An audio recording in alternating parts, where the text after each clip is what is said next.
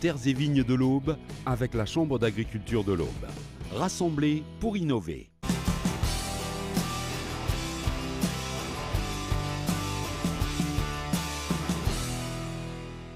Dans les caves de champagne de la Côte des Bars, Villenox et Mongueux, les bouteilles attendent leurs nouveaux clients. Totalement inédite, la crise sanitaire s'est accompagnée d'une baisse des ventes. Ce qui fait qu'au total, on est à peu près à une perte, par rapport à l'an dernier, à environ 30 millions de bouteilles. Joël Falmet a de nouveau reçu des commandes en mai. Si la reprise d'activité est bien là, elle reste progressive. Les particuliers reconsomment.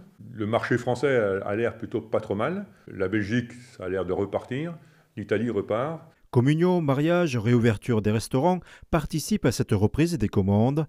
Pour les vignerons, retrouver ses clients, cela reste avant tout un plaisir. On a l'habitude d'avoir une clientèle belge assez importante qui vient, c'est souvent les week-ends, on voit les voitures, soit qu'elles arrêtent dans la cour, soit qu'elles vont chez le voisin, mais enfin il y a quand même de la circulation. Et là, depuis mi-mars, on ne voyait personne.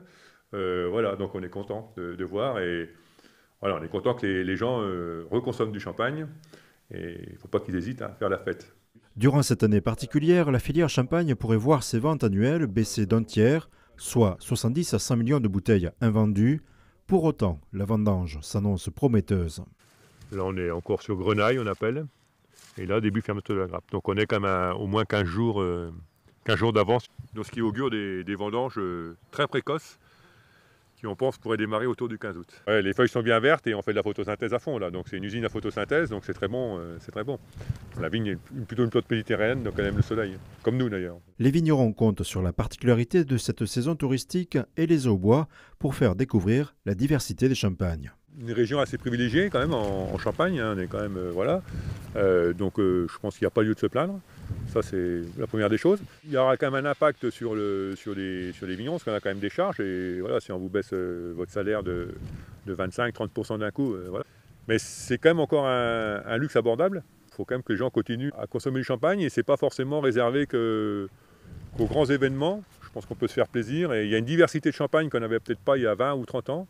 Aujourd'hui, vous allez chez un vigneron, il a une palette de champagne qui est assez importante et qui peut satisfaire quand même beaucoup de palais. Et il y a des choses à découvrir. Donc, voilà, les bouteilles sont prêtes, hein, elles attendent. C'est toujours sympa de visiter une cave, de discuter avec le vigneron et faire une dégustation. Voilà. C'est aussi un moyen de prévoir un instant de fraîcheur durant l'été.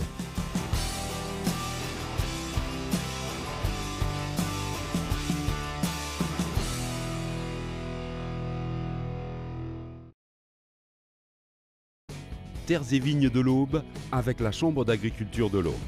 Rassemblés pour innover.